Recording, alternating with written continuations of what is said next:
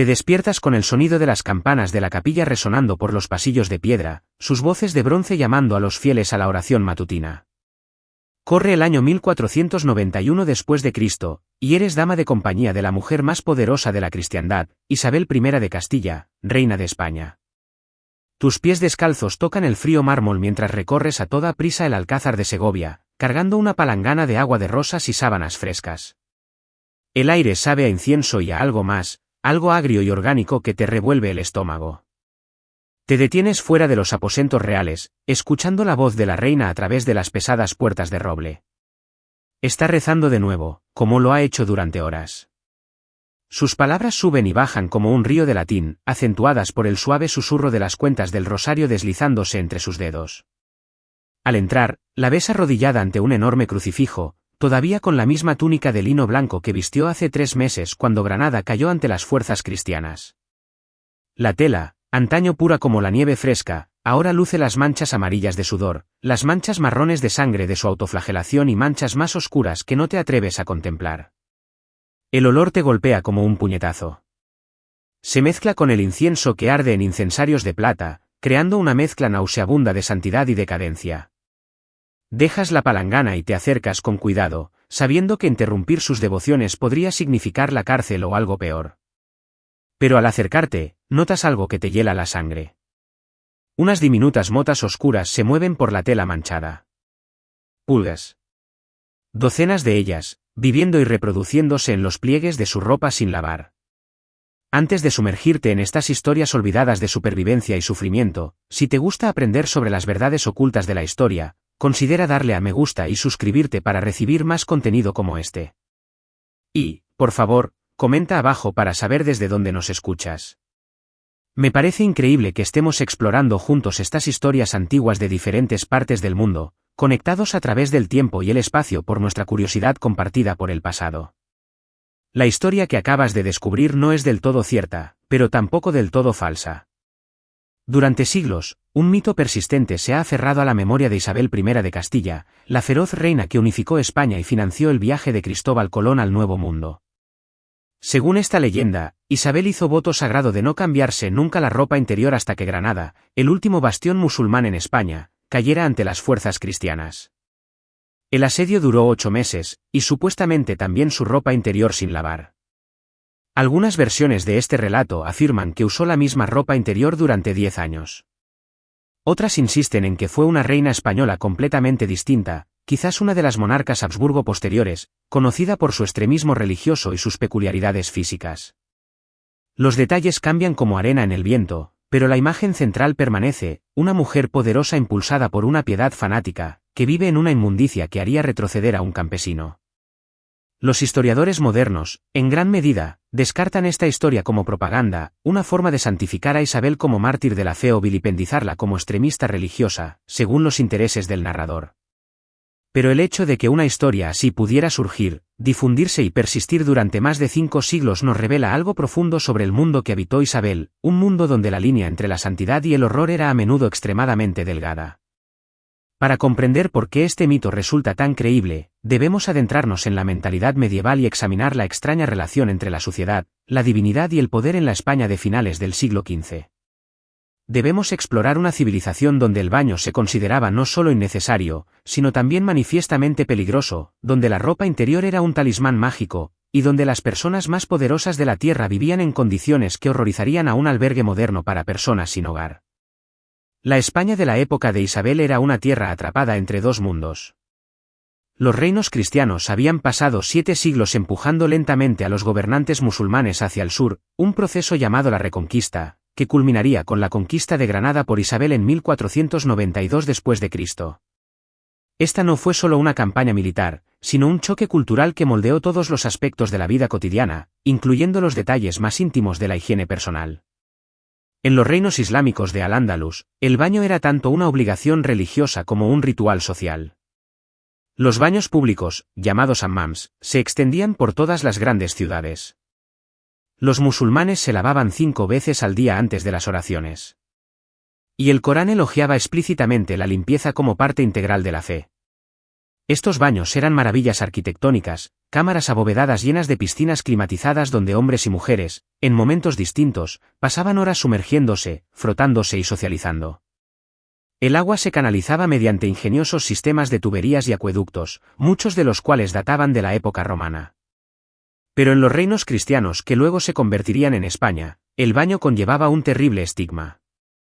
Las autoridades eclesiásticas consideraban los baños públicos como antros de pecado, lugares donde cuerpos desnudos se mezclaban en la oscuridad vaporosa, donde las fronteras entre lo masculino y lo femenino, entre la nobleza y la plebeya, se disolvían en el abrazo democrático del agua caliente. Peor aún, el baño se asociaba con el Islam, el judaísmo y el paganismo, todos enemigos de la verdadera fe. San Jerónimo, uno de los primeros padres de la Iglesia, declaró que, quien se baña en Cristo no necesita un segundo baño. Esto se convirtió en el fundamento teológico de siglos de impureza cristiana. Lavarse el cuerpo era eliminar la protección del bautismo, invitar a los demonios a entrar en los poros que el agua y el jabón dejaban vulnerables. Se creía que los verdaderamente santos debían oler como los mártires, a sangre, sudor y sufrimiento sagrado. Isabel creció en este mundo de inmundicia santificada. Nacida en 1451 después de Cristo en la ciudad de Madrigal de las Altas Torres, era hija de Juan II de Castilla e Isabel de Portugal. Su infancia estuvo marcada por la guerra civil, las intrigas políticas y la constante amenaza de asesinato. En un entorno así, la higiene personal ocupaba un lugar muy inferior a la supervivencia personal. La corte real de su juventud era una ciudad móvil de miles de personas, nobles, sirvientes, guardias, caballos y perros, que viajaban juntos en una vasta caravana que se desplazaba de castillo en castillo, consumiendo los recursos locales antes de seguir su camino como una plaga de langostas. Imaginemos el olor de semejante reunión, cuerpos sin lavar apretados unos contra otros en grandes salones, vacinillas rebosantes de desechos, restos de comida podrida arrojados a jaurías de perros salvajes, caballos haciendo sus necesidades donde quiera que estuvieran. En el invierno de 1468 después de Cristo, cuando Isabel tenía tan solo 17 años, presenció algo que marcaría para siempre su comprensión de la limpieza. Un brote de peste azotó la corte mientras se encontraba en el Alcázar de Segovia. La enfermedad, conocida entonces como la peste negra, llevaba más de un siglo asolando Europa, matando a aproximadamente un tercio de la población en cada ataque. La plaga empezó, como siempre, con las ratas. Emergieron de las paredes a plena luz del día, tropezando y cayendo, con el pelaje enmarañado de sangre y pus.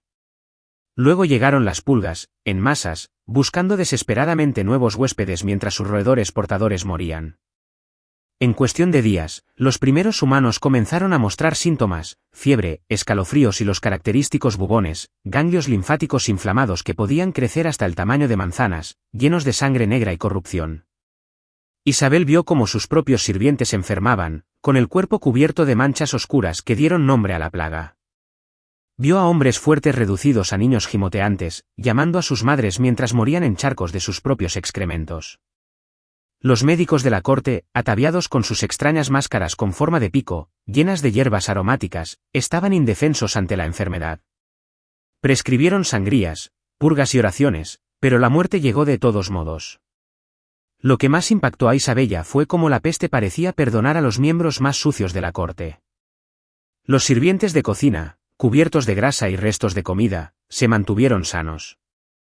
Los mozos de cuadra que dormían con los caballos y nunca se bañaban no mostraban síntomas de enfermedad.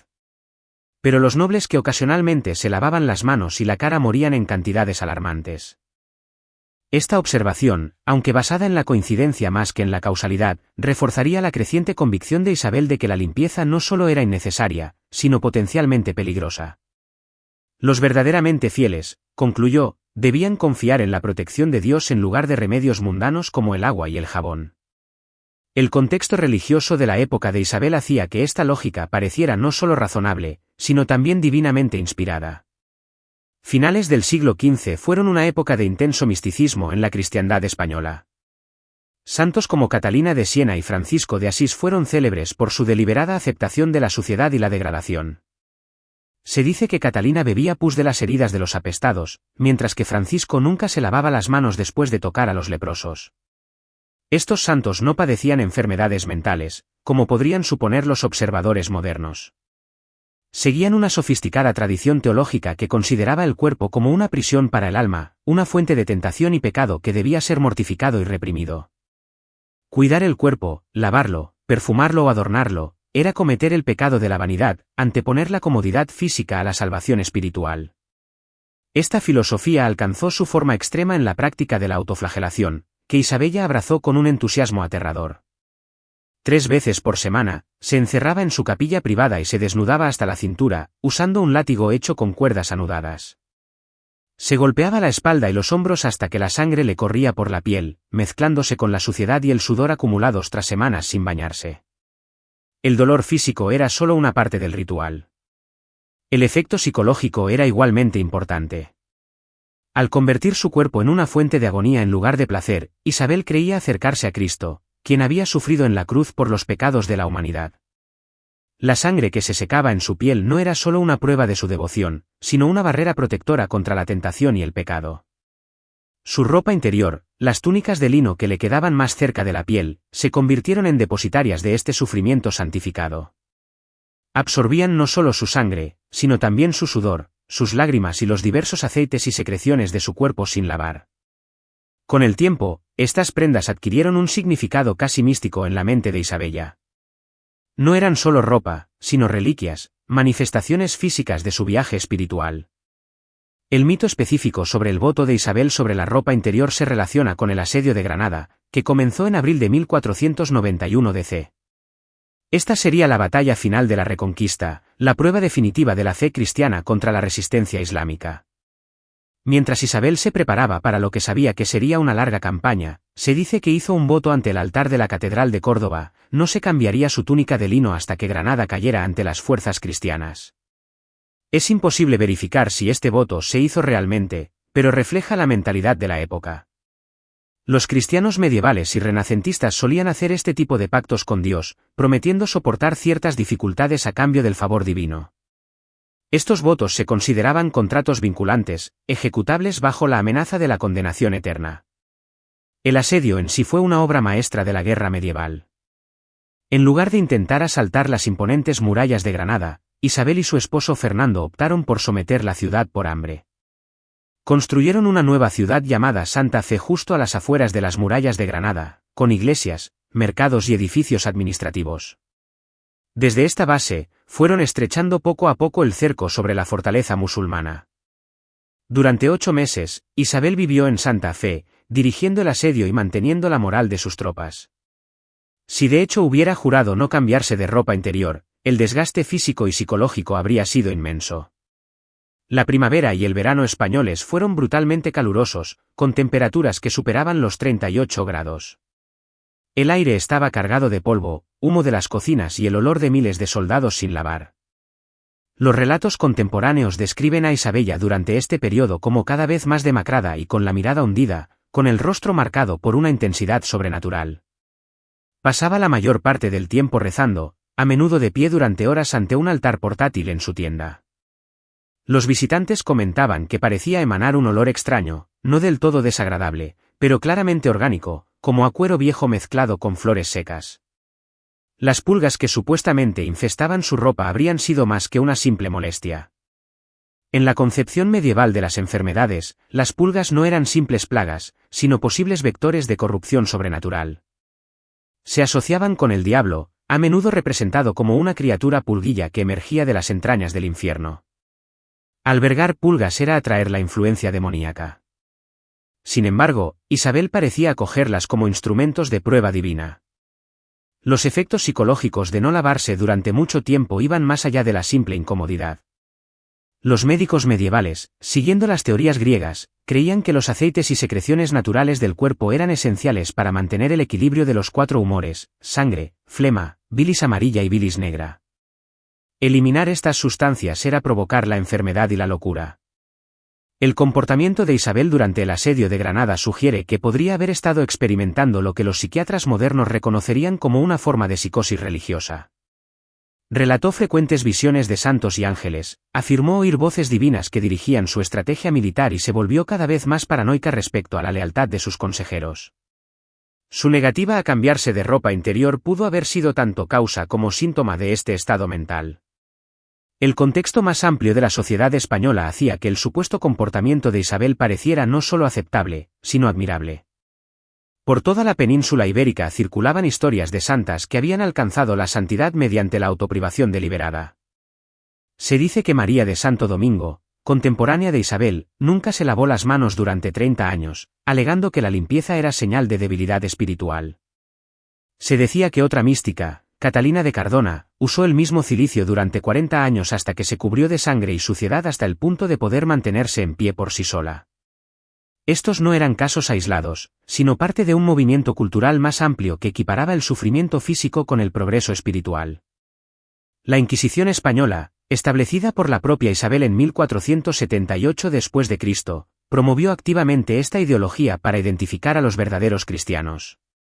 Quienes se bañaban con regularidad, se cambiaban de ropa con frecuencia o mostraban otras señales de preocupación por la comodidad física eran sospechosos de ser criptomusulmanes o criptojudíos, practicando en secreto los rituales de limpieza de sus creencias ancestrales. La comprensión médica de la época justificaba intelectualmente este descuido sistemático de la higiene. Los médicos creían que la piel era una barrera porosa que podía debilitarse con el lavado excesivo.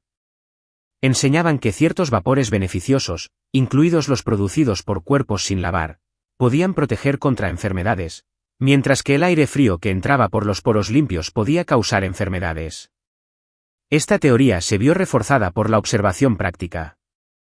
En una época anterior a la teoría de los gérmenes, cuando el jabón se elaboraba con lejía y ceniza de madera, el lavado excesivo solía causar irritación e infección de la piel. Las personas adineradas, que podían permitirse bañarse con regularidad, solían padecer enfermedades de la piel que eran poco frecuentes entre los pobres que no se lavaban. Esto creaba un círculo vicioso que reforzaba la asociación entre la limpieza y la enfermedad. El enfoque específico en la ropa interior en el mito de Isabel refleja la concepción medieval del lino como una sustancia mágica. A diferencia de la lana o la seda, que provenían de animales, el lino se elaboraba a partir de plantas de lino y se consideraba puro y sagrado. Era el tejido de los ángeles, el material con el que se confeccionaban los sudarios funerarios. Llevar lino en contacto con la piel creaba una barrera protectora contra las influencias malignas. Pero se creía que este poder protector aumentaba con el tiempo y el uso. El lino fresco se consideraba espiritualmente neutro, pero el lino que había absorbido el sudor, la sangre y otros fluidos corporales de quien lo usaba se cargaba con su fuerza vital. Cuanto más se usaban estas prendas, más poderosas se volvían.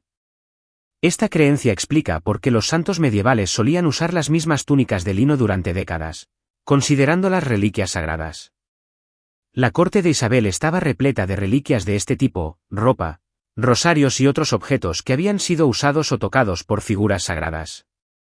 Se creía que estos objetos tenían poderes curativos, y la gente viajaba cientos de kilómetros para besarlos o frotarlos contra sus cuerpos enfermos. Si Isabel hubiera llevado la misma túnica durante meses durante el asedio de Granada, habría sido considerada una de las reliquias más poderosas de la cristiandad. El impacto psicológico de usar ropa interior cada vez más sucia habría sido complejo y profundo. Por un lado, habría sido un recordatorio constante del compromiso espiritual de Isabella, una manifestación física de su disposición a sufrir por su fe. Cada momento de incomodidad, cada picazón e irritación se habría transformado en una oración, una pequeña ofrenda a Dios. Pero el aislamiento impuesto por la extrema suciedad habría sido igualmente significativo. A medida que la higiene personal de Isabella se deterioraba, se habría visto cada vez más aislada del contacto humano normal. Solo los sirvientes más devotos habrían estado dispuestos a atenderla de cerca, e incluso ellos habrían tenido dificultades para ocultar su repulsión. Este aislamiento habría intensificado su ya fuerte tendencia al misticismo y la paranoia. Las pulgas que supuestamente infestaban su ropa habrían añadido otra capa de tormento psicológico. La gente medieval creía que las pulgas eran demonios en miniatura enviados por Satanás para atormentar a los fieles. Cada mordisco se habría interpretado como una prueba espiritual, una batalla entre el bien y el mal librada en el campo de batalla del cuerpo de Isabella. El hecho de que soportara este tormento sin quejarse se habría visto como evidencia de su santidad. Las implicaciones más amplias del supuesto comportamiento de Isabel trascendieron con creces su trayectoria espiritual. Como reina de la nación más poderosa de Europa, sus acciones y apariencia marcaron la pauta para toda la corte española. Si se negaba a cambiarse de ropa interior, se ponía de moda, o al menos aceptable, que sus nobles imitaran su ejemplo. Los relatos contemporáneos de embajadores extranjeros describían la corte española como excepcionalmente fétida, incluso para los estándares medievales. La embajadora veneciana Petra Martie Danghi escribió en 1491 después de Cristo que acercarse a la presencia real española requería gran fortaleza de espíritu y un estómago fuerte. Si bien el enviado francés Felipe de Cames señaló que los nobles españoles parecían llevar su estado de suciedad como una insignia de honor, esta aceptación cultural de la extrema suciedad tuvo consecuencias prácticas que trascendieron con creces la comodidad personal. La corte española se convirtió en un caldo de cultivo para enfermedades raras en otros reinos europeos. Afecciones cutáneas, parásitos intestinales e infecciones respiratorias proliferaban en un entorno donde se desaconsejaba activamente la higiene básica. Las pulgas que supuestamente vivían en la ropa de Isabel no eran solo una aflicción personal, sino una amenaza potencial para la salud pública. Las pulgas medievales eran vectores de la peste bubónica, y un solo individuo infestado podía desencadenar una epidemia que podía matar a miles. El hecho de que Isabella sobreviviera a su supuesta prueba pudo deberse a la suerte, a la intervención divina o simplemente a la realidad biológica de que algunas personas tienen resistencia natural a las enfermedades causadas por pulgas. El asedio de Granada finalmente terminó en enero, cuando el líder musulmán Boabdil entregó la ciudad a Isabel y Fernando. Según el mito, este fue el momento en que Isabel finalmente se cambió la ropa interior tras 8 meses de uso continuo. Las prendas que se quitó estaban supuestamente tan rígidas por la suciedad acumulada que podían mantenerse en pie, sin ningún tipo de soporte, como una armadura hecha de secreciones humanas. Sea cierto o no este detalle, la caída de Granada marcó un punto de inflexión en la vida y el reinado de Isabel.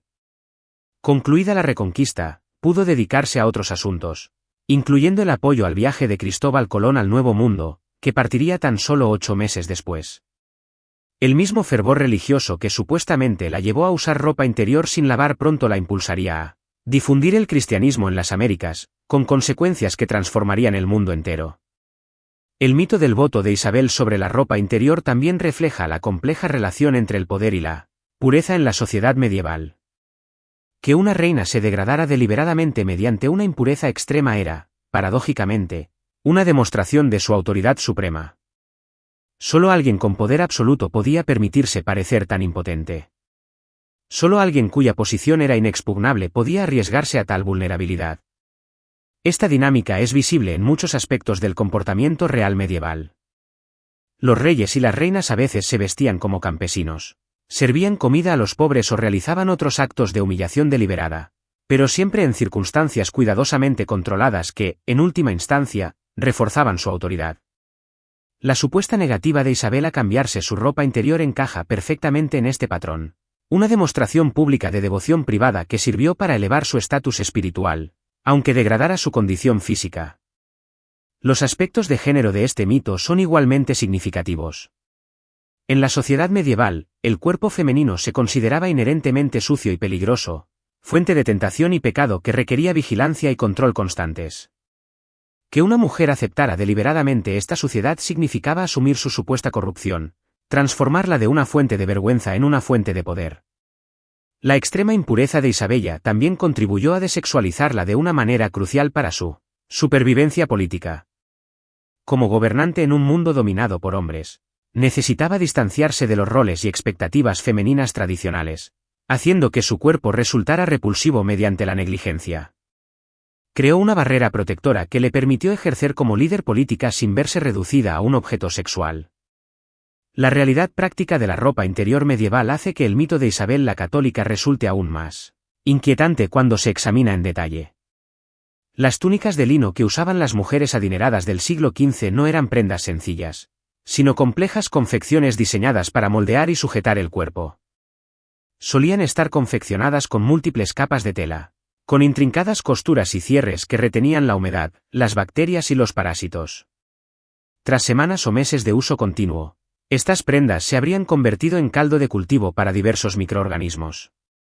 El ambiente cálido y húmedo creado por la ropa de cama sin lavar habría propiciado el crecimiento de bacterias, hongos y otros patógenos.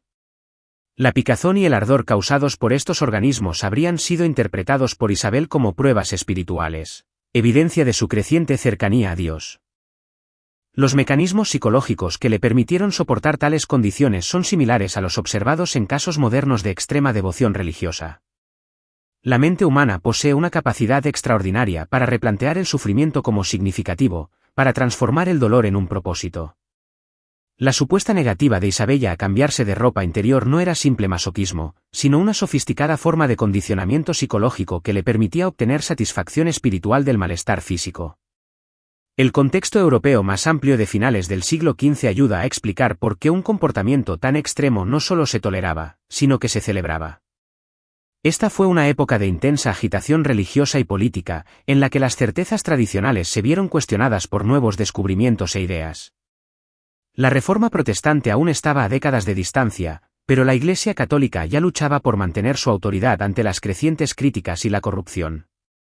En este contexto, figuras como Isabel, que demostraron una devoción extrema a la fe, eran vistas como faros de esperanza, prueba de que el verdadero cristianismo aún podía florecer a pesar de los desafíos del mundo moderno. Su supuesta disposición a sacrificar su comodidad física por el avance espiritual la convirtió en un poderoso símbolo de autenticidad religiosa, una santa viviente que podía inspirar a otros a una mayor devoción. Las limitaciones tecnológicas de la época también hicieron más comprensible el supuesto comportamiento de Isabella. En una época anterior a la fontanería moderna, el jabón o la comprensión de las bacterias, mantener la higiene personal era una lucha constante, incluso para los ricos. La diferencia entre limpio y sucio era a menudo una cuestión de grado más que de tipo, y alguien que decidía abrazar la suciedad extrema simplemente estaba llevando una tendencia natural hasta su conclusión lógica. La preservación de la reputación de Isabel, a pesar de estas acusaciones, refleja la complejidad de la construcción y el mantenimiento de la memoria histórica. En lugar de ser recordada como una loca o una fanática, generalmente se la celebra como una de las monarcas más importantes de España, la reina que unió al país e inauguró su época dorada. El mito de su ropa interior sin lavar se ha convertido en una nota al pie de su historia, en lugar de ser su tema central. Este recuerdo selectivo refleja el poder continuo de la monarquía española y la Iglesia católica para moldear las narrativas históricas. Las historias que podrían dañar la reputación de Isabel se minimizan o descartan, mientras que las que realzan su autoridad espiritual se preservan y celebran. El resultado es una versión depurada de la historia que oculta los aspectos más extraños e inquietantes de la vida medieval. Las consecuencias médicas del supuesto comportamiento de Isabella habrían ido mucho más allá de la incomodidad personal. El uso prolongado de ropa interior sin lavar puede causar graves infecciones cutáneas, problemas urinarios y otros problemas de salud que podrían haber afectado su capacidad para gobernar con eficacia. Algunos historiadores han sugerido que su supuesta inestabilidad mental durante los últimos años de su reinado puede haber estado relacionada con infecciones causadas por una mala higiene. Las implicaciones sociales del mito de Isabel se extienden hasta nuestros días. En muchas partes del mundo, la devoción religiosa extrema aún se expresa mediante el descuido deliberado y el sufrimiento físico. Los mismos mecanismos psicológicos que supuestamente llevaron a Isabel a usar ropa interior sin lavar durante meses siguen motivando a los ascetas y místicos modernos que ven la comodidad física como un obstáculo para el progreso espiritual. El poder perdurable de este mito también refleja nuestra continua fascinación por la intersección del poder, la religión y la sexualidad. La imagen de una reina poderosa que vive en una inmundicia autoimpuesta evoca profundas ansiedades culturales sobre la autoridad femenina, el extremismo religioso y la relación entre la vida pública y la privada. Nos recuerda que incluso las personas más poderosas están sujetas a las mismas realidades biológicas que todos los demás. Que bajo el esplendor de la vida real se esconde la misma carne desordenada, incómoda y mortal que todos habitamos. La cuestión de si Isabel realmente hizo y cumplió su supuesto voto podría ser menos importante que lo que el mito revela sobre el mundo que habitaba. En una sociedad donde la devoción religiosa extrema se valoraba por encima de la comodidad personal, donde la impureza se consideraba un signo de pureza espiritual y donde la mujer más poderosa de Europa podía ser celebrada por usar la misma ropa interior durante meses, la línea entre la santidad y la locura se había vuelto peligrosamente delgada. Al amanecer sobre la Alhambra de Granada, 5 siglos después del supuesto triunfo de Isabel la Católica, la luz matutina revela una ciudad transformada. Las fuentes que antaño alimentaban los baños islámicos ahora riegan jardines cristianos. Los motivos geométricos que antaño adornaban las paredes han sido sustituidos por cruces y santos. La llamada a la oración que antaño resonaba desde los minaretes ha sido silenciada para siempre, sustituida por el tañido de las campanas de las iglesias. Pero en las sombras de los antiguos palacios, si escuchas con atención, aún puedes oír el susurro de la tela contra la piel, el roce de las uñas contra el lino, la suave oración de una reina que creía que la salvación podía encontrarse en las formas más íntimas del sufrimiento. El mito de la ropa interior de Isabella puede ser falso, pero el mundo que lo creó, un mundo donde lo divino y lo humano, lo sagrado y lo profano, lo puro y lo corrupto, existían en una proximidad constante e incómoda, era demasiado real. Al final, quizás el aspecto más inquietante de esta historia no es si Isabella realmente usó la misma ropa interior durante meses, sino que vivimos en un mundo donde tal comportamiento podría ser visto no solo como aceptable, sino como sagrado. Las pulgas que supuestamente infestaban su ropa murieron hace mucho tiempo.